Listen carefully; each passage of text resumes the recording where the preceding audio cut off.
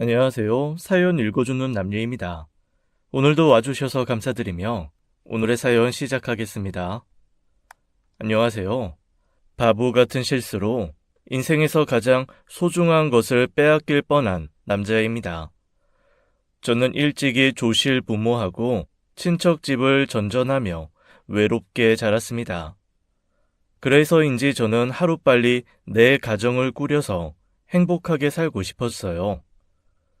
공부를 잘하는 편이었지만 대학에 가서 취직을 하는 것보다는 기술을 배워서 내 장사를 해먹고 사는 게 낫다는 판단을 했죠. 그렇게 저는 25이라는 이른 나이에 저만을 바라봐주는 어여쁜 아내를 만나 가정을 꾸리게 되었습니다. 그래서 혼자 살면서 일하다 지쳐 잠들기 바빠서 호래비처럼 살았는데 아내와 결혼을 한 뒤로는 여기저기서 장사장 때깔 좋아졌단 소리도 많이 들었죠. 그리고 결혼한 지 2년 만에 떡두꺼비 같은 아들도 생겼습니다. 저는 정말 아내와 아들을 위해서라면 뭐든 다 할 자신이 있었어요.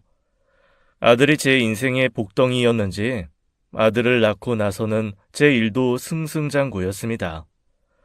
결혼 전 하청회사에서 근무하던 저는 자신의 친척을 제 자리에 꽂기 위해 저를 부당 해고한 사장 때문에 작은 회사를 차리게 되었는데요. 회사를 차리자마자 대기업에 납품할 수 있는 기회가 생겨 큰 돈을 벌게 되었습니다. 그 뒤로는 제 실력이 입소문이 나서 여기저기서 저를 찾는 사람들이 많아졌죠. 세월이 어떻게 흘렀는지도 모르게 바쁘게 살았습니다. 옹알이도 못하고 침대에 누워있던 아들이 어느새 학교에 들어가 뛰어놀기 바쁘더군요. 일이 바쁘다는 핑계로 집안 사람과 아들은 아내에게만 맡겨두고 바쁘게 살았습니다. 그 시절 남자들이 모두 그렇게 살았듯이요. 그런데 그게 제 인생에서 가장 뼈아픈 후회가 될 줄은 꿈에도 몰랐습니다. 오랜만에 온 가족이 모여 밥을 먹게 되었는데 아내가 자꾸만 화장실을 들락날락 하는 겁니다. 아유, 거 밥 먹는데 부산스럽게 왜 그래?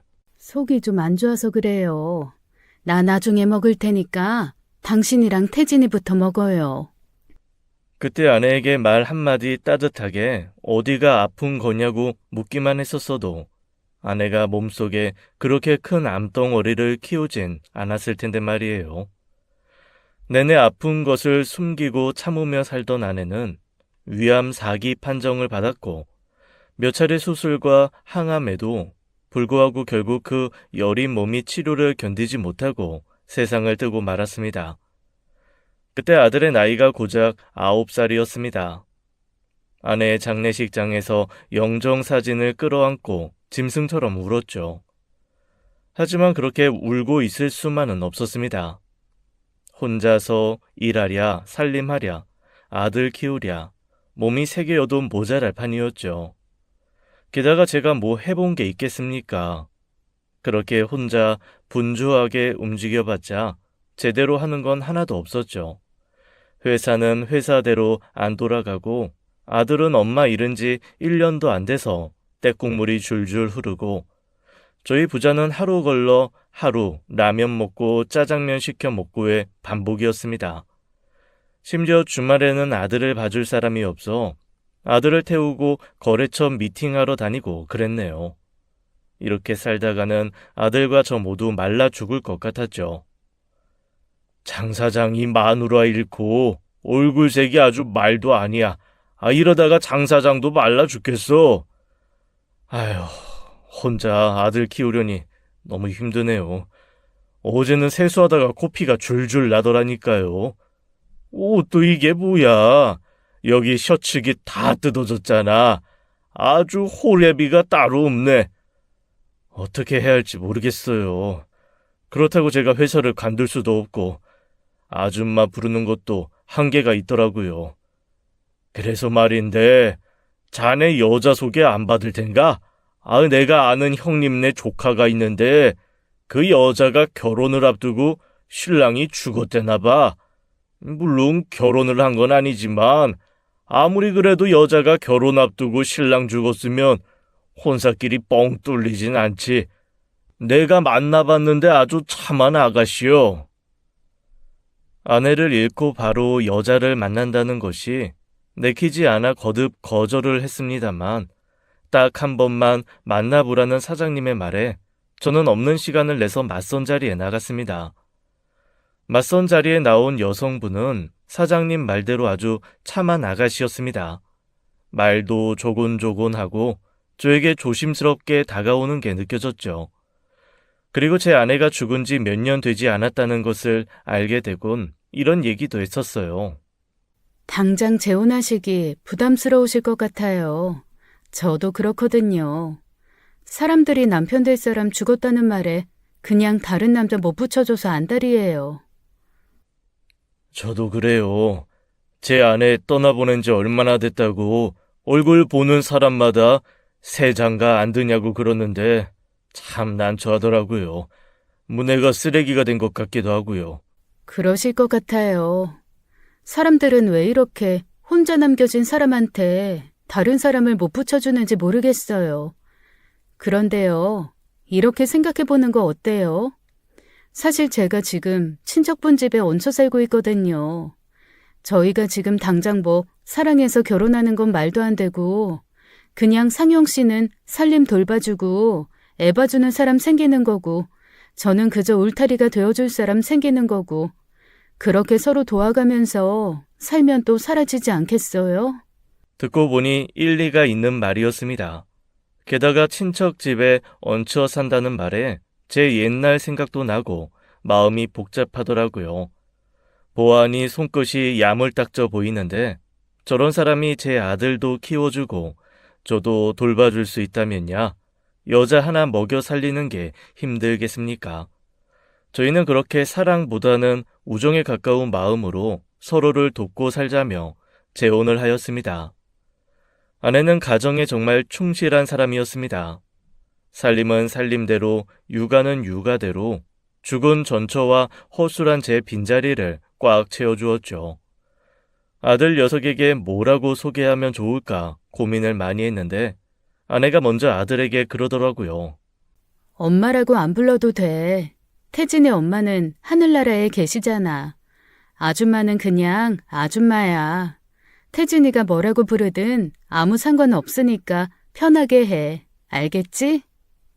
아들은 아내를 아줌마라고는 부르지만 곧잘 따랐습니다. 둘이 놀이공원에도 놀러 가는 것 같더라고요. 제가 너무 바빠서 애들 데리고 어딜 다녀보질 못했는데 제가 할 수 없는 것들을 대신해주는 아내에게 그저 고맙기만 했습니다. 그럴 때마다 아내는 오히려 제게 고맙다고 했어요. 말했잖아요. 친척집에서 눈칫밥 엄청 먹고 있었다고.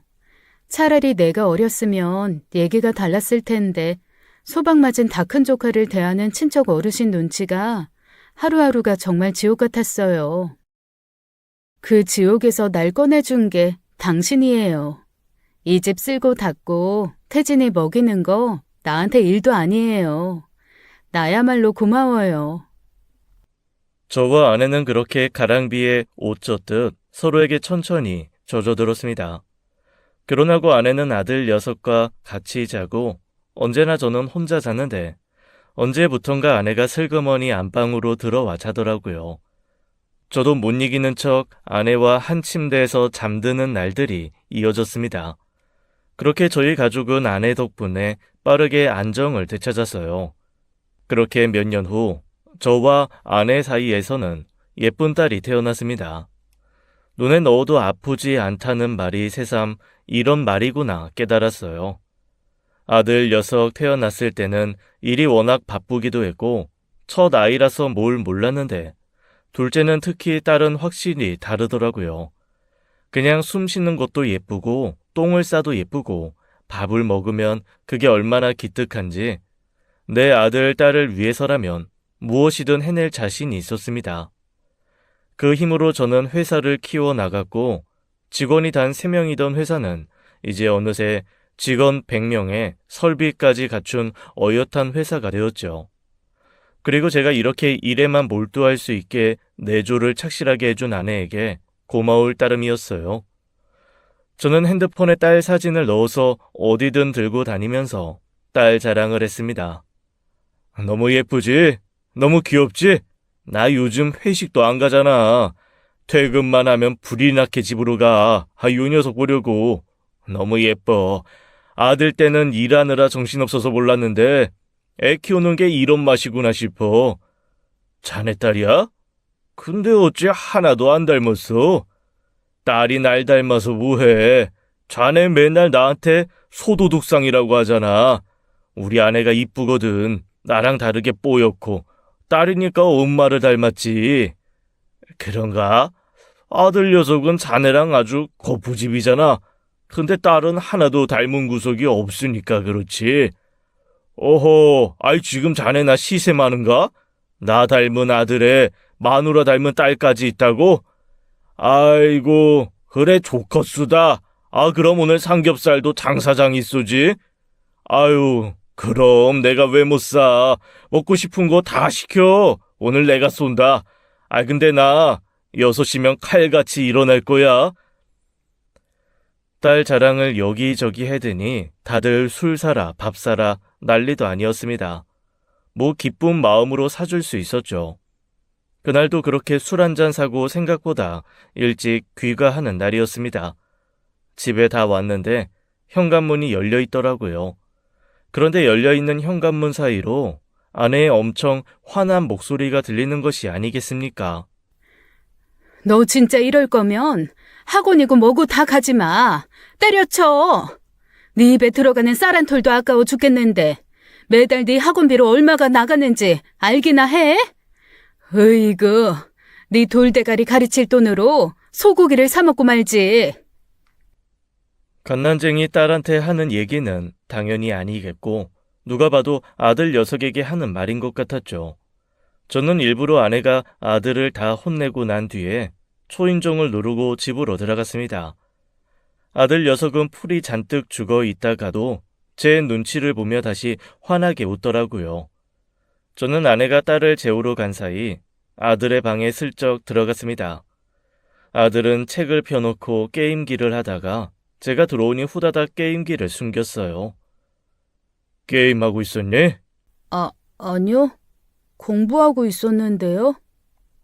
태진아, 아버지는 말이다.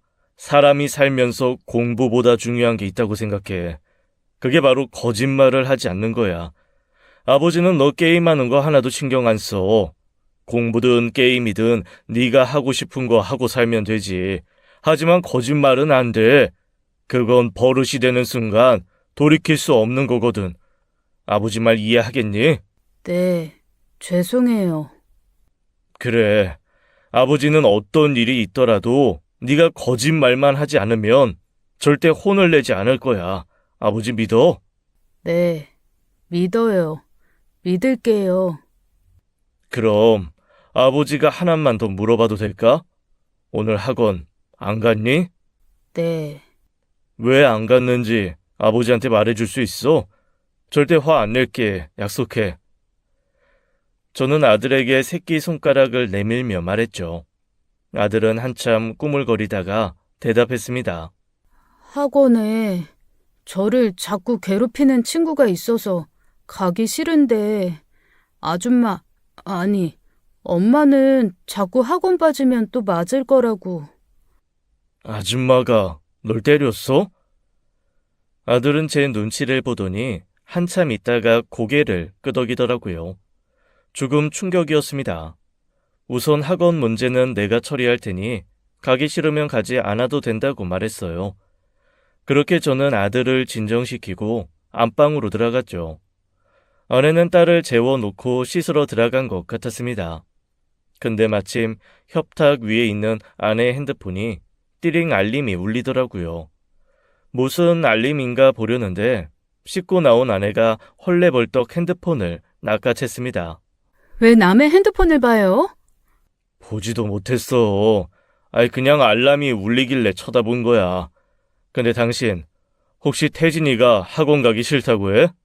원래 그맘때 남자애들은 공부는 뒷전이고 노는 것만 중요하잖아요. 신경 쓰지 마세요. 그래도 애가 가기 싫다는 거에는 이유가 있지 않을까? 애들 교육은 제가 알아서 해요. 당신이 괜히 오냐오냐 하면 더 제 말 안 들어요. 가뜩이나 새엄마라고 말 안 듣는데. 태진이가 당신 새엄마라고 말을 안 들어? 아휴, 이런 얘기 뭐하러 해요. 제가 모자라서 그렇죠. 제가 알아서 할게요. 자꾸만 알아서 한다며 제 말을 막는 아내에게 저는 더 이상 말을 꺼낼 수가 없었습니다. 언제나 아들과 집을 믿고 맡겼던 아내가 조금 낯설게 보이는 순간이었죠. 그 뒤로 저는 어쩐지 사람들 앞에서 아내 얘기도 딸 얘기도 잘 안 하게 되었어요. 그러던 어느 날 오랜만에 만난 거래처 사장님이 뒤늦게 딸 태어난 걸 축하한다면서 딸 용돈을 주시더라고요. 아유, 누워있는 애한테 무슨 용돈이에요. 됐어요. 사장님 쓰세요. 받아도 그맘때 애들한테 돈이 얼마나 들어가는지. 그나저나 자네는 골프 안 치지? 에이, 내가 골프 칠 새가 어딨어요. 회사 돌보랴, 애 돌보랴 바쁘지.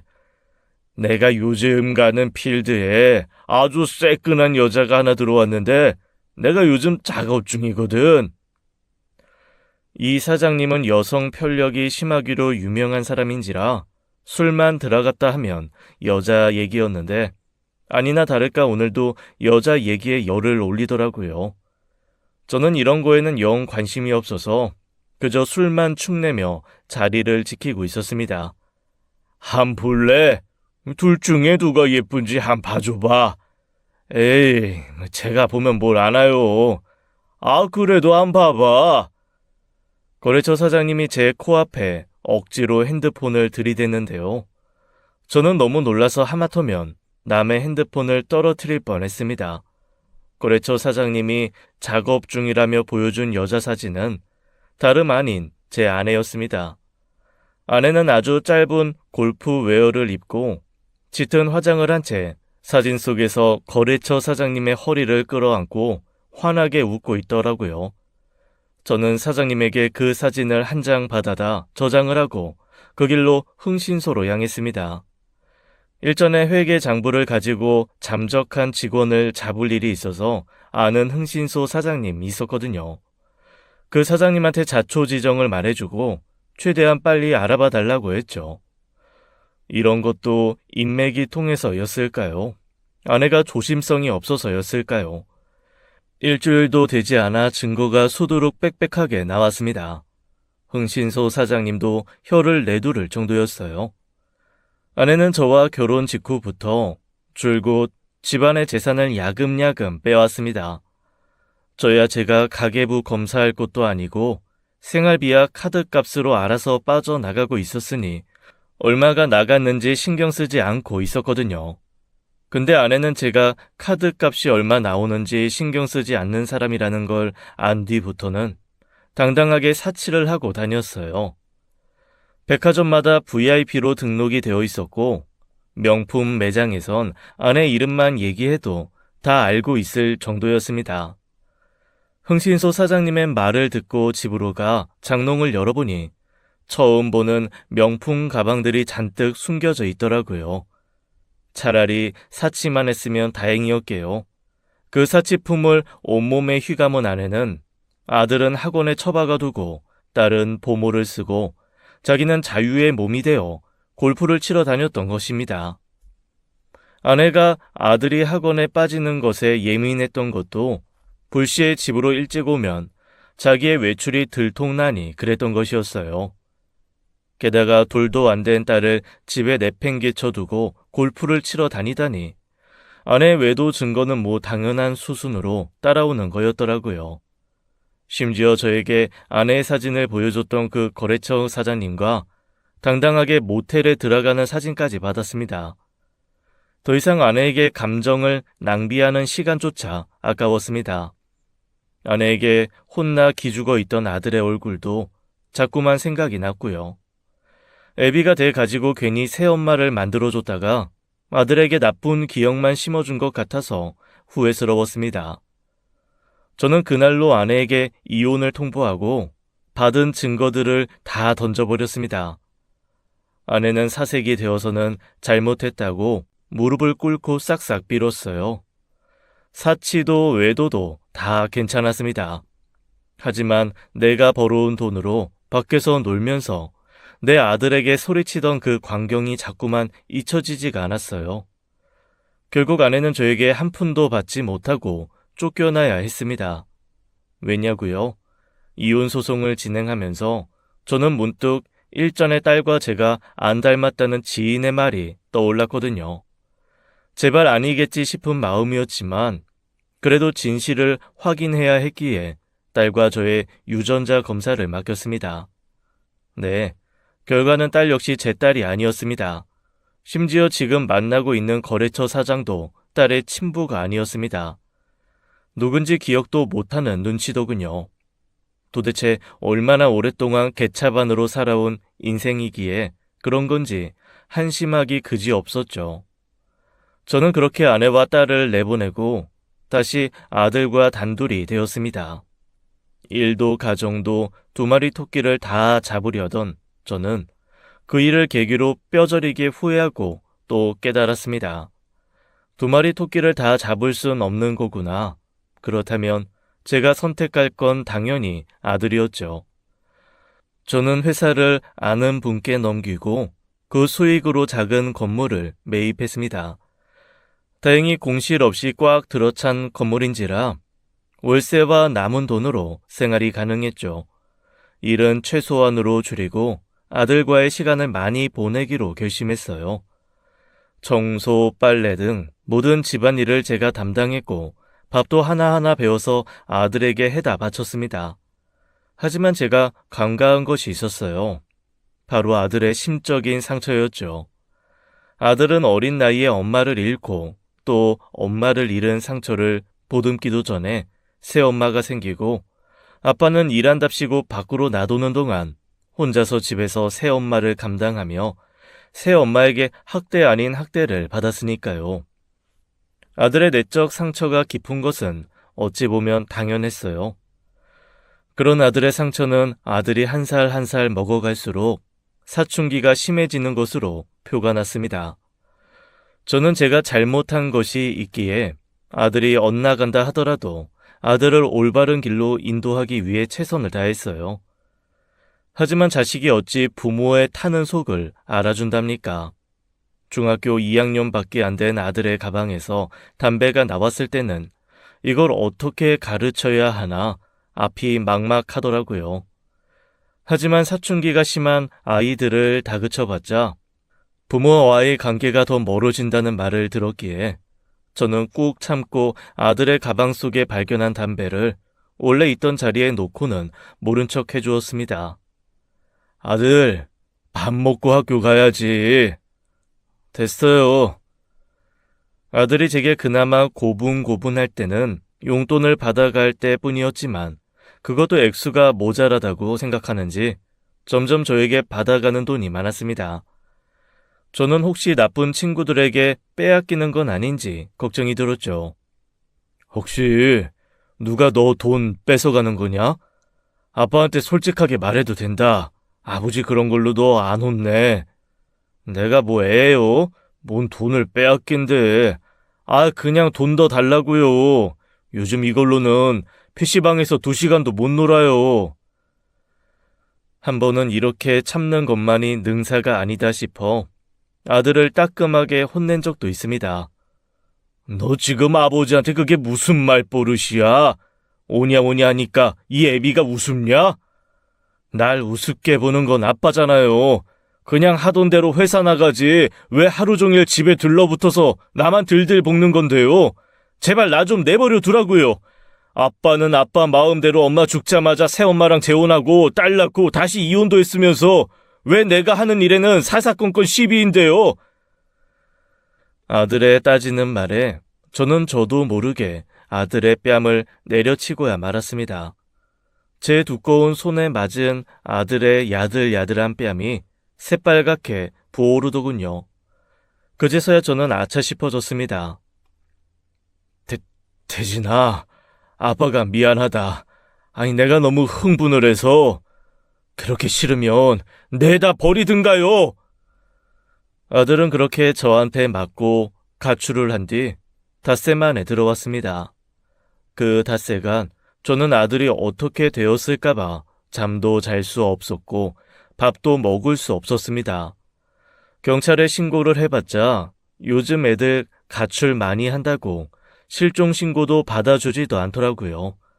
속이 새까맣게 타들어갈 때쯤 아들이 새벽녘에 집에 몰래 들어오는데 그 뒤로는 아들이 가출할까봐 함부로 말도 하지 못했습니다.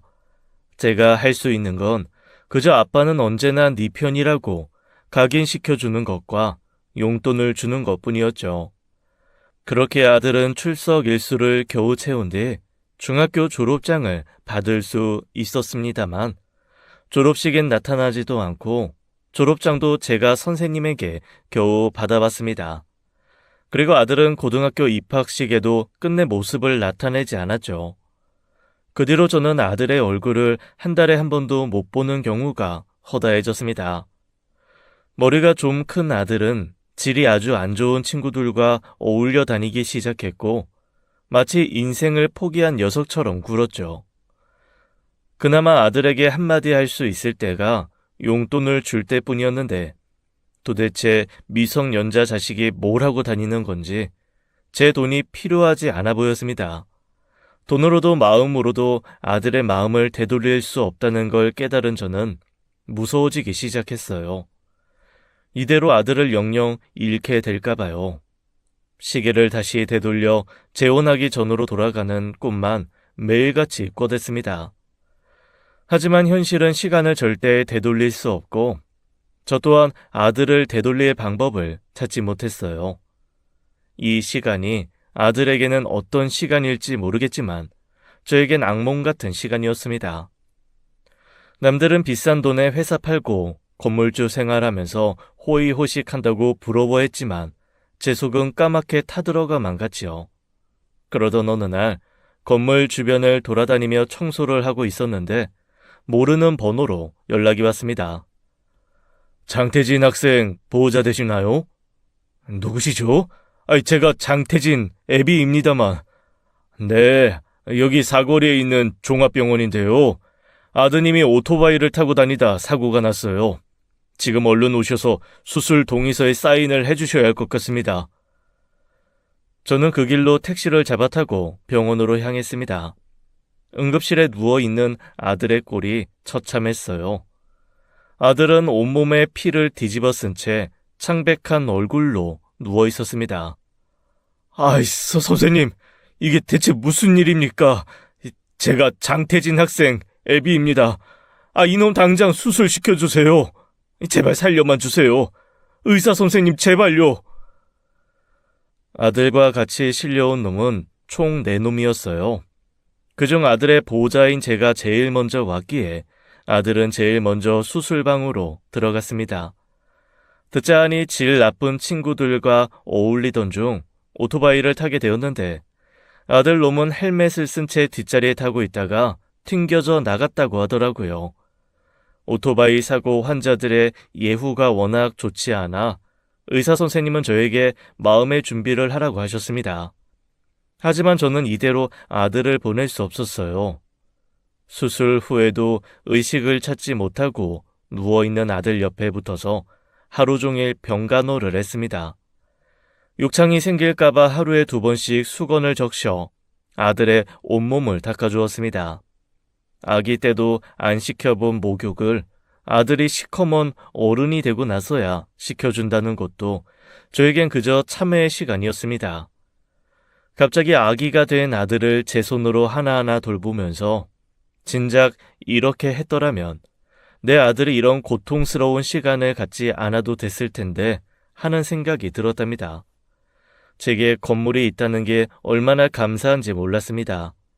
적어도 돈 때문에 아들을 포기하는 일은 일어나지 않았으니까요. 아들과 같이 사고를 당했던 친구들 중에는 부모가 찾아오지 않는 친구들도 있고 병원비가 비싸다고 치료를 포기하겠다고 하는 친구들도 있었습니다. 저는 내 아들과 같이 다친 놈들이었기에 차마 외면할 수가 없었고 그 부모님에게 빌려주는 거라는 말과 함께 이건비와 수술비도 내주었습니다. 이렇게라도 선행을 베풀면 혹시 나의 이 선행이 내 아들에게 돌아오지 않을까 하는 마음도 있었고요. 그런데 정말로 기적이 찾아왔습니다. 젖은 수건으로 열심히 아들을 닦이고 있는데 잡고 있는 아들의 손이 미세하게 떨리는 것 아니겠어요? 저는 당장 의사 선생님과 간호사님을 불러 확인해 달라고 했죠. 정말로 아들의 의식이 돌아온 겁니다. 사고 난 지 3개월 만에요. 매일 아들의 손을 붙잡고 기도했습니다. 비록 제가 신을 믿는 건 아니었지만 아들만 깨어난다면 무엇이든 하겠다면서요. 그렇게 아들의 손을 붙잡고 매일 기도하던 어느 날 아들이 제 손을 잡은 손에 힘을 주면서 눈을 떴습니다. 나중에 아들에게 들은 말이었는데 아들은 희미하게 의식이 되찾아지던 순간부터 저의 기도를 들었다고 해요. 매일매일 그 기도를 들으면서 저에게 꼭 사과를 하고 싶었다고, 그러기 위해서 의식을 열심히 찾았다고 했습니다. 저는 그런 아들을 꽉 안아주었어요. 아버지 죄송해요. 저 때문에 걱정 많이 하셨죠. 아니다. 아니야. 이렇게 살아 돌아왔으면 됐다. 난 그걸로 다 됐어. 후유증이 남을지도 모를 거라는 의사 선생님의 말과는 달리 아들은 수술 회복 속도가 아주 빨랐습니다. 재활 치료도 열심히 한 덕분에 아주 빨리 뛰지는 못하지만 일상생활을 하는 것에는 큰 무리가 없다고 했습니다. 제가 수술비를 빌려준 친구 역시 뒤늦게 눈을 떴더라고요. 물론 그 친구는 다리 쪽에 장애가 남게 되었지만 부모님과 함께 저에게 용서를 구하면서 앞으로 착실하게 살겠다고 약속했어요. 그들의 부모님에게도 빌려준 이 수술비는 아들 놈들한테 직접 받겠다는 약속도 했습니다. 그렇게 아들들과 친구들은 목숨을 겨우 부지하고 나서야 정신들을 차렸어요. 한 친구는 기술을 배우겠다고 학교에 다시 들어갔고 제 아들놈은 검정고시로 고등학교를 졸업하고 수능을 준비했습니다. 그저 아들이 살아 돌아오기만을 기다렸는데 이렇게 멀쩡하게 나아서 공부를 한다는 사실이 그저 감격스러웠죠. 저는 아들의 뒷바라지 하는 맛으로 살았습니다. 그렇게 아들은 저의 뒷바라지를 열심히 받아 서울에서 내노라 하는 유명한 대학교에 합격하였습니다. 남들보다는 조금 늦게 들어갔지만 어쨌든 자기 꿈을 위해서 달리는 아들과 함께 대학교 정문 앞에서 사진도 찍었죠. 그때가 제 인생에서 가장 행복했던 때가 아니었나 싶습니다. 아들은 조금 늦게 시작했기에 더 공부에 매진했어요. 아들은 제가 학비며 생활비를 다 대주는 걸 너무 미안하게 생각했지만 저는 단호하게 굴었습니다. 내가 돈 번 이유는 다 너 하나다. 너 잘 먹고 잘 살라고 보는 거야. 너 위에서 번 돈 너한테 쓰는 거니까 하나도 미안해할 거 없다. 나는 늘 더 못해줘서 미안할 뿐이야. 그래도 이번에 학비는 장학금으로 충당했으니까 생활비만 좀 도와주시면 돼요. 됐다. 학비도 그냥 비상금으로 넣어도 남자는 말이야 항상 비상금 주머니가 차 있어야 해. 그렇게 아들은 열심히 공부를 한 덕에 수석으로 졸업할 수 있게 되었고 졸업하자마자 좋은 회사에 취직도 할 수 있었습니다. 어엿하게 사회에서 1인분을 하는 아들을 바라보며 이제 죽어도 여한이 없다는 생각했죠. 그저 혼자 잘 살기만 해도 감지덕지인데 어느 날 아들이 제게 말했습니다. 아버지, 사실 저 만나는 사람 있어요. 결혼까지 하고 싶어서 아버지한테 소개해드리고 싶어요. 아이고 그래? 연애를 다 했어? 세상에 장하다. 그런데요 아버지, 사실 그 친구가 집안 사정이 좀 어려워요. 그래서 결혼을 안 하고 싶어 해요. 저는 제가 모은 돈으로만 결혼해도 상관없거든요. 그거야 그렇지. 사람만 좋으면 된다. 네, 좋은 친구예요. 아버지도 보시면 분명 좋아하실 거예요. 아들이 자신만만해하며 데려온 아가씨는 정말 한눈에 봐도 선해 보였습니다. 말투도 참하고 무엇보다 아들과 서로 사랑하는 마음이 깊어 보이더라고요. 저는 잴 곳도 없이 두 사람의 결혼을 허락했습니다. 태진이한테 사정은 대충 들었다. 그런 거 걱정하지 마라. 나 아들만을 위해 살아온 사람이야. 내 아들한테 주는 건 무엇도 아깝지 않은 사람이다. 아가, 너는 내 아들이 선택한 사람이니 너한테 들어가는 것 또한 나한테 아까울 게 하나도 없다. 그러니 걱정하지 말고 그저 두 사람 행복하게, 건강하게 그렇게만 살면 된다. 무슨 뜻인지 알지? 정말 감사해요. 저 정말 잘할게요, 아버님. 예비 며느리는 정말 부침성이 좋은 아가씨였습니다. 저에게 딸이라고는 아내 같지도 않은 두 번째 아내가 낳았던 그 갓난 아기가 전부였기에 사실상 없는 거나 마찬가지였는데요. 예비 며느리는 제게 나도 딸이 있었다면 이렇겠구나 하는 생각이 들게 했어요. 아무리 제가 아들과 화해하고 친하게 지냈다지만 확실히 남자 둘 있을 때와 가운데 살가운 사람이 있는 건 전혀 느낌이 달랐습니다. 예비 며느리는 아들과 어디 놀러 가거나 맛있는 것을 먹을 때면 언제나 저를 불렀어요. 아우, 난 됐고 니들끼리 먹고 와. 왜요, 아버님? 같이 가요. 거기 엄청 유명해서 예약하기 진짜 힘든데 제가 겨우 했어요. 이런 거라도 해드리고 싶어서 그래요, 아버님. 살살 웃으면서 얘기하는데 저도 모르게 알겠다며 예비 며느리를 따르게 되더라고요. 그렇게 저는 눈치 없는 예비 시아버지가 되어 아들 내외 데이트하는데 끼곤 했답니다. 저도 일만 하고 사느라 아들과 예비 며느리가 놀러 다니는 별천지를 구경하다 보니 세상이 이렇구나, 세상이 이렇게 달라졌구나 새삼스럽더라고요. 애들끼리 놀게 냅둬야 하는데도 신기한 세상을 아들과 함께 즐길 수 있다는 게 마냥 행복했죠. 지금 아들과 제가 사는 집을 처분하고 좀 더 넓은 집으로 옮길 수 있게 준비를 해두었습니다.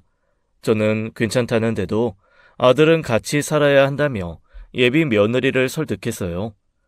사실 다 제 주머니에서 나가는 돈이었기에 저는 못 이기는 척 아들의 의견을 따랐습니다. 아들이 결혼한다고 해서 따로 살게 된다면 서운할 것 같았던 것도 사실이었거든요. 예비 며느리는 결혼 전부터 집을 들락날락하며 지냈습니다. 늦게까지 놀며 자고 가기도 했고요. 그날도 예비 며느리가 자고 간 날이었습니다. 저는 아침 일찍 일어나는 게 습관이 되어서 아침에 일어나 씻고 미숫가루 한 잔 타 마시고 있던 때였어요. 아들 방에서 나오는 예비 며느리가 몸이 다 비치는 옷을 입고 자다 깬 모습으로 나와서 너무 놀라 얼른 고개를 돌렸습니다. 미안하다. 내가 얼른 들어가마. 그런데 예비 며느리가 웃으며 제게 다가왔어요. 그렇게 얇은 옷을 입어놓고는 제 팔짱을 끼더라고요. 아버님, 좋은 아침이에요. 잘 주무셨어요? 저는 불편한 마음이 들어 예비 며느리의 팔짱을 빼고 대충 대답을 해주고 얼른 방으로 들어갔습니다. 처음엔 아버지가 안 계시고 어머니와 단둘이 살아서 격이 없는 건가 싶었지만 곧 그게 아니라는 것을 깨닫게 되었어요. 갑자기 밥을 사달라고 부르길래 당연히 아들과 함께 있는 줄 알았는데 예비 며느리는 혼자 있더라고요. 심지어 예비 며느리가 부른 식당은 요리사를 마주보고 나란히 앉는 오마카세 집이었어요. 감칠맛 나게 하나씩 나오는 초밥을 집어먹는데 예비 며느리가 팔짱을 끼더라고요. 사실 초밥이 너무 먹고 싶었는데 비싸잖아요. 그래서 아버님 불렀어요. 아버님이 뭐 먹고 싶으면 전화하라고 하셨잖아요. 그쵸? 그래. 또 나왔다. 어서 먹자. 사실 전 아버지가 안 계셔서 아버지 정이 너무 그리웠거든요. 근데 태진 씨는 어머니가 안 계시다는 거예요. 그래서 정말 천생연분이라고 생각했죠. 저는 태진 씨한테 엄마가 되어주고 아버님은 제 아버지가 되어주면 너무 좋겠죠? 아유, 그래. 앞으로 좋은 가족이 되자구나. 사실 태진 씨가 아버님 얘기 정말 많이 했거든요. 그럴 때마다 항상 아버님이 너무 궁금했어요. 도대체 어떤 분이시길래 아들을 이렇게 헌신적으로 사랑하실까 하고요. 저희 아버지는 제가 아주 어릴 적에 저희 엄마를 버리셨거든요. 그래서 저는 엄마랑 평생 아주 어렵게 살았어요. 아이고, 그랬구나. 그래서 저도 항상 기대고 싶은 아버지가 있었으면 했어요. 앞에 초밥 만드는 요리사가 서 있는데 자꾸만 저한테 팔짱을 끼며 다가오는 며느리가 조금 부담스러웠습니다. 심지어는 기대고 싶다면서 제 어깨에 이마를 기대는데 저는 너무 당황스러워서 저도 모르게 예비 며느리를 밀쳤습니다. 남들이 보면 어떻게 생각할지도 걱정이 됐고요. 한 번은 제가 관리하고 있는 건물 앞에 예비 며느리가 찾아왔는데 아주 짧은 옷을 입어서 다리가 훤히 드러나더라고요. 도대체 눈을 어디에 둬야 할지 모르겠는데 저에게 다가오며 팔짱을 끼니 세입자 사장님께서 누군가 싶어서 내다보더라고요. 이상한 소문이 날까 싶어 얼른 큰 소리로 말했습니다. 아이고, 우리 예비 며느리가 여기까지 어쩐 일이야? 아버님, 건물주라면서요? 어떤 건물인가 궁금해서요. 하면서 건물을 구경시켜 달라고 여기저기 다니는 것 아니겠어요? 평소 저는 세입자분들 장사 방해 안 되게 최대한 조심조심 다니는데 시끄럽게 떠들면서 여기저기 휘젓고 다니는 예비 며느리를 보며 제가 원래 저렇게 조심성이 없었나 싶은 마음이 들었습니다. 둘만 잘 살면 되지라는 마음으로 그때부터 예비 며느리의 직접적인 연락은 피하게 되었네요. 그렇게 결혼식이 다가오는 어느 날이었습니다. 저는 세입자 사장님 중에 친하게 지내는 사장님과 한잔하고 있었는데요. 또 며느리의 전화가 오길래 슬쩍 핸드폰을 뒤집어 놨죠. 왜 안 받아? 며느리 아니여? 사실 그게 말이야. 저는 그간 예비 며느리에게 느꼈던 찜찜함을 모두 털어놓았습니다. 갑자기 저에게 너무 들이대는 며느리가 당황스럽기도 하고 부담스럽기도 했다고요. 그러자 사장님이 제게 한 가지 제안을 주시더라고요. 장 사장이 돈줄이라 그런 거 아니야? 그러지 말고 지원 더 못해준다 그래. 갑자기 돈 사정이 안 좋아져서 신혼집이고 뭐고 못해준다고 해봐. 그럼 싹 바뀔걸. 자네가 아들한테 돈을 좀 버줬나? 자네랑 자네 아들 돈 보고 들이대는 여자가 어떻게 없겠어? 물론 그 정도는 감수하고 살아야겠지만 너무 그러면 그런 건 좀 자제시킬 필요가 있지. 어떻게 아들과 결혼할 여자에게 그런 거짓말을 할 수 있나 싶기도 했지만 그건 며느리가 제 앞에서만 보여줬던 모습과 아들과 제가 있을 때 보여줬던 모습이 너무나도 확연하게 달랐기에 저는 며칠 고민 후 아들과 예비 며느리를 불러 말했습니다. 너네 결혼하면 이사하기로 한 짓 말이다. 갑자기 집값이 올랐다고 돈을 더 달라지 뭐냐. 사실 내가 가지고 있는 건물, 그게 건물이냐? 그냥 좀 큰 상가지. 요즘 세입자들도 자꾸 빠져나가고 나도 당장 현금이 좀 부족한 상황이라서 괜찮으면 그냥 이 집에 들어와 살아도 되겠냐? 여기서 살면 혼수 따로 안 사도 되고 좋을 것 같은데 너는 어떻게 생각하니? 조심스레 꺼낸 돈 얘기에 아니나 다를까 예비 며느리가 인상을 팍 구기더라고요. 이사가 코앞인데 갑자기 집값을 올렸다고요? 아버님 건물 저당 잡아서 대출 받으면 안 돼요? 그냥 당분간만 여기서 살다가 우리가 청약해서 나가도 되는 거고 어때? 아들의 말에 며느리는 한숨을 푹 쉬었어요. 그리고 며칠 뒤 퇴근하고 집에 들어오는 아들이 한숨을 푹 쉬더라고요. 무슨 일이냐고 물어봤더니 한참 뜸을 들이다 말했습니다. 사실은요, 아버지. 예양이가 요즘 자꾸 예민하게 굴길래 둘이 다툼이 좀 있었는데, 저도 모르겠어요. 제가 알던 예양이 같지도 않아요. 자꾸 돈 얘기만 하고 아버지가 다 해주겠다고 해놨다가 아무것도 안 해준다고 저를 구박하는데, 아버지, 솔직히 저 요즘요, 이 결혼 해야 하나 싶은 생각만 들어요. 진짜 죄송해요. 네가 죄송할 게 뭐냐. 원래 사람이란 입체적인 존재인 거야. 이런 모습도 있고 저런 모습도 있는 거지. 그 모습이 이제야 발견된 거고, 나는 다 괜찮으니까 네가 제일 행복한 결정을 해. 나는 무조건 네 행복이 1번이다. 진지하게 고려해 보겠다는 아들의 뒷모습이 축 처져 보이는 게 영 마음이 쓰였습니다. 며칠 뒤 아들이 어떻게 되어가고 있나 궁금하던 찰나 예비 며느리에게 전화가 왔습니다. 핸드폰 액정에 예비 며느리 이렇게 뜨는데 괜히 심장이 쿵쿵 뛰더라고요. 아이, 그래. 오랜만이구나. 일부러 그러신 거죠? 돈줄 싹 끄는 거 아저씨 건물에 나간 세입자 없던데요? 그게 무슨 소리냐? 아저씨, 정말 저 기억 안 나세요? 아니면 뒤늦게 기억나서 돈줄 싹 끄는 거예요? 저는 날카로운 며느리의 말투에 당황해서 대답도 못하겠더라고요. 제가 대답을 안자 며느리는 만나자며 대뜸 장소 하나를 보냈습니다. 아들에게 전화를 먼저 해야 할까 고민하다가 내가 애비니까 먼저 해결하겠다는 마음으로 예비 며느리를 만나러 갔습니다. 그렇게 카페에 도착한 제가 만난 건 정말 뜻밖의 사람이었습니다. 바로 저를 두고 불륜을 저질렀다 헤어진 저의 두 번째 아내요.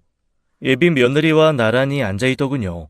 상황 파악이 전혀 되지 않았습니다. 딸년 얼굴은 기억 못하더니 내 얼굴은 용케 기억하나 보네. 당신이 왜 여기에? 왜긴요, 사돈 어르신. 제가 예향이 애미니까 여기 왔죠. 사람들이 웃을 일이지. 전 저 딸이랑 제 아들이랑 결혼시키는 줄도 모르고. 이게 다 무슨 소리야? 예양이가 당신 딸이라고? 그래, 당신이 아주 칼바람 불면 내쫓았던 불쌍한 내 새끼다. 이제라도 아빠 덕 좀 보나 했더니 돈줄 싹 끊었더만. 아저씨가 우리 엄마 매몰차게 버린 얘기 나 다 들었어요. 우리 엄마랑 나 아저씨한테 버림받고 나서 얼마나 힘들게 살았는지 알아요? 그런데도 아저씨는 장태진이랑 잘 먹고 잘 사는 거 보는데 내 창자가 뒤틀렸다고요. 우리 신혼집으로 사기로 했던 그 집 엄마한테 안 사주면 내가 당신 아들도 나만큼 고통스럽게 해줄 거야. 그게 무슨 소리냐? 내가 무슨 네 엄마를 버려? 네 엄마는... 과거 얘기는 해서 뭐해? 당신 보아하니 아들이랑 짝짝꿍해서 내 딸 파혼시키려는 모양인데 어림도 없지. 처녀 데리고 가서 밤낮으로 그 집에 재워놓고 이제 와서 내친다고? 내 딸 앞길 망칠 일 있어? 결혼을 하든가 파혼을 시킬 거면 파혼값을 내놓든가.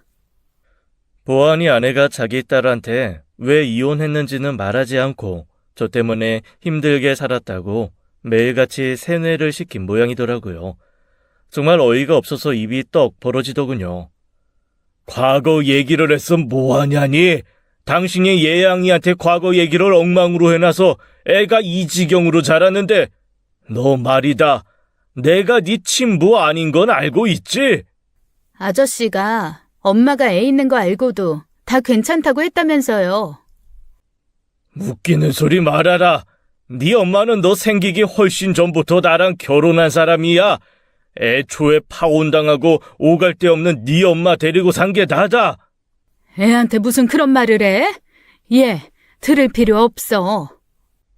나 말이다.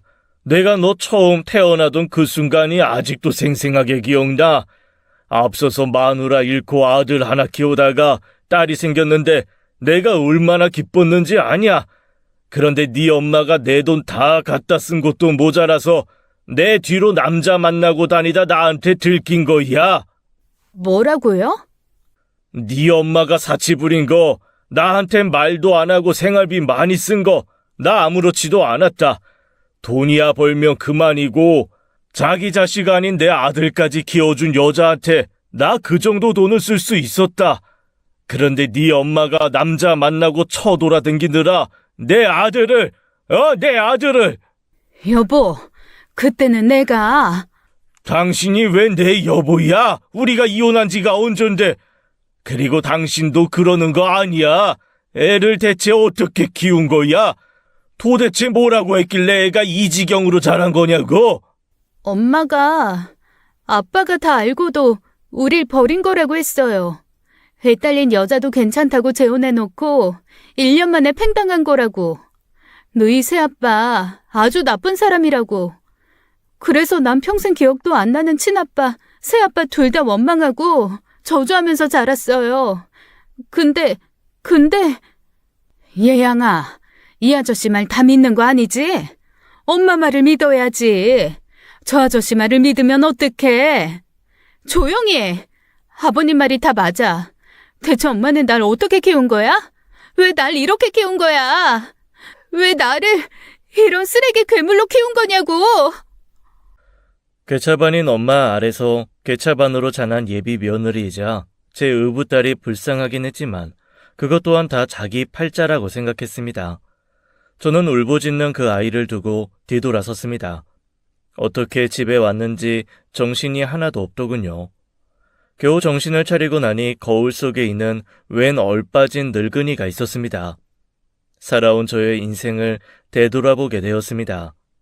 조실부모하여 혼자의 몸으로 그저 잘 살아보겠다고 아둥바둥 거렸던 제 인생 말입니다. 저는 그저 행복한 가정을 꾸리고 싶었을 뿐인데 그게 그렇게 어려운 소원이었을까요? 저도 모르게 눈물이 났습니다. 그런데 꺼이꺼이 울고 있는데 퇴근한 아들이 저를 보고 놀라더라고요. 아버지 왜 그러세요? 무슨 일 있으세요? 내가 미안하다 아들아. 다 내 잘못이야. 다 내가 잘못 산 벌을 네가 받는다. 아버지 왜 그러세요? 저는 고민 끝에 오늘 있었던 일을 모두 털어놓았습니다.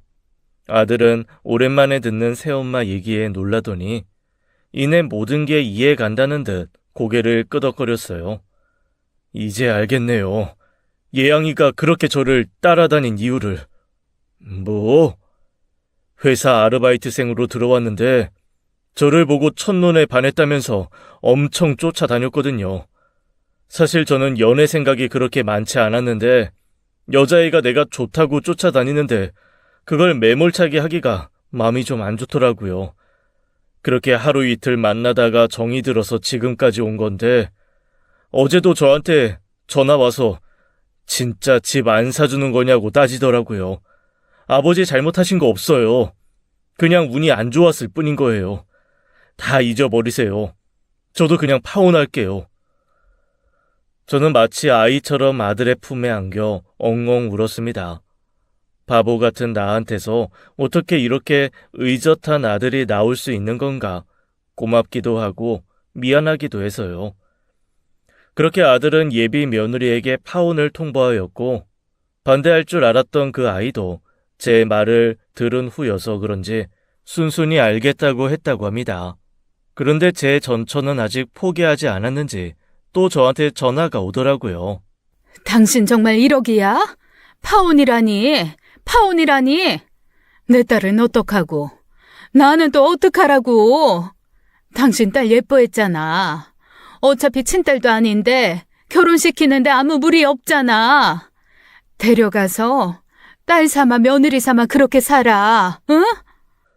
그렇게 살면서 내 돈 또 갖다 쓰려고? 이번엔 내 아들 돈까지? 이 누겁을 쓰고 그렇게 살면 안 되는 거야? 내가 좀 그렇게 살면 어때서? 내가 당신한테 얼마나 헌신적으로 살았는데. 당신 나 헌신짝 버리듯 버렸잖아. 그 값 이제라도 달라는 건데 그게 그렇게 아깝고 고가워? 그래, 아깝고 고깝다. 당신 입에 들어가는 거는 단 한 푼도 주기 싫다.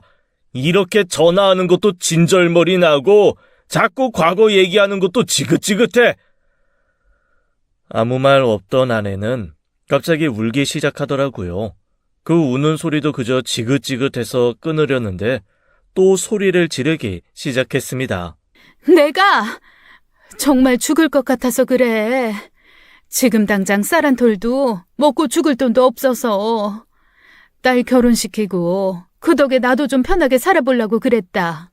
당신이랑 이혼하고 내가 얼마나 힘들게 살았는데 곰팡이 피는 반지하에서 내 딸이랑 내가 얼마나 괴롭게 살았는데 같이 산 정이 있지. 입에 풀칠하게 좀 도와줄 수 있는 거 아니야? 대체 언제까지 그러고 살래? 언제까지? 딸 보기 부끄럽지도 않냐? 저는 전화를 확 끊고 번호를 차단까지 했습니다. 그 뒤로 모르는 번호는 일부러 받지 않았더니 더 이상 전처에 연락이 오는 일은 없었어요. 그러던 어느 날 여느 때처럼 건물 청소를 하고 있는데 예비 며느리, 아니 전처의 딸인 그 아이가 오더라고요. 화려했던 이전 옷차림과 전혀 다른 수수한 차림이라 처음엔 알아보지 못했습니다. 또 무슨 얘기를 할까 싶어 잔뜩 겁을 먹었는데 저에게 사과를 하러 왔다고 했어요. 이 말씀은 꼭 드리고 싶어서 찾아왔어요. 저 보기 싫으실 거 아는데 조금만 시간 내주세요. 무슨 일이냐? 이거 태진 씨, 그러니까 태진 오빠가 저한테 선물해줬던 것들이에요. 오빠는 전화를 안 받아서 실례를 무릅쓰고 찾아왔습니다. 이거 오빠한테 대신 전해주세요. 그동안 못되게 굴어서 미안하다는 말도요. 그래, 전해주마. 그리고 아저씨께도 죄송해요. 저는 엄마랑 단둘이 살아서 엄마 말이 전부라고 생각하고 살았어요. 그래서 엄마가 하는 말 의심도 안 하고 철석같이 믿었고요. 그래서 아저씨랑 오빠한테 못할 짓 한 거 정말 죄송해요. 앞으로 두 분 앞에 절대 다신 나타나지 않을 거예요. 그리고 저 엄마랑도 연락 끊었어요. 그동안 엄마랑 살면서 엄마가 저 많이 괴롭게 했거든요. 그래도 엄마랍시고 끌어안고 살았는데 이제 더 이상은 그렇게 살았다간 저도 엄마처럼 될 것 같아서요. 지방에 숙식 제공해주는 대로 취직해서 다음 주에 내려가요. 그동안 예뻐해 주셔서 정말 감사했습니다. 건강하세요. 아이는 진심으로 뉘우치는 것 같았습니다. 뻔뻔하게 악다구니를 쓰던 제 엄마와는 영 딴판이더라고요. 쓸쓸하게 돌아가는 그 뒷모습이 어찌나 작고 불쌍한지 저 아이가 태어났을 때 제게 주었던 기쁨이 이로 말할 데가 없던 과거가 생각나기도 했고요. 저는 지갑에 있는 돈 뭉치를 꺼내 그 아이에게 쥐어줬습니다. 이거 가지고 가라. 지금 있는 게 이것밖에 없어서. 그리고 살다가 정말로 도저히 네 힘으로 해결할 수 없는 문제가 생기거든. 나한테 연락해놔. 내가 너를 1년밖에 안 키웠지만 그래도 한때 네 아빠인데 아주 힘들 때 도와주마. 그 아이는 제가 쥐어준 돈을 쥐고는 한참이나 울더라고요. 마음이 너무 좋지 않았습니다. 그 뒤로 그 아이는 가끔씩 제게 안부 전화를 하며 자긴 잘 지내고 있다고 했어요. 저번 명절에는 일하는 회사에서 받았다며 선물 세트도 보내더라고요. 아들은 한 번은 그 아이 연락이라며 치를 떨더니 사정을 다 듣고는 그냥 모른 척 했습니다. 파혼한 아들은 한동안 혼자서 지내는 듯 하더니 회사에서 일하는 동료 직원과 결혼을 하겠다고 했습니다. 새로 만난 새 예비 며느리는 아주 명랑하고 밝은 아가씨였어요. 상견례에서 만난 사돈 어르신들도 참 인자하니 좋은 분들이더라고요. 제 아들을 사위가 아니라 아들처럼 생각해 주신다는 말에 주책맞게도 눈물이 흘렀습니다. 이 모든 풍파를 겪고 나서야 저는 마침내 제가 원하는 단란하고 화목한 가족이 생기게 되었습니다. 아들과 며느리는 물론이거니와 예쁜 손녀까지 생겼고요. 사돈 어르신과 종종 만나 인생에 대한 회포를 풀며 술을 한 잔 기울이는 여유도 생겼습니다. 이 모든 것이 하늘에서 나를 지켜보고 있는 첫 번째 아내의 덕인 것 같아 그저 미안하고 고맙고 그러네요. 순간의 잘못된 판단으로 인해 하마터면 제 인생에서 가장 소중한 아들을 빼앗길 뻔했던 저의 이야기 잘 들으셨나요? 앞으로도 유행 없는 올곧은 인생을 살면서 노력하겠습니다. 저의 이야기 들어주셔서 감사합니다. 지금까지 사연 읽어주는 남녀였습니다. 끝까지 함께 해주신 여러분 감사드리며 저희는 다음 사연으로 돌아올게요. 감사합니다.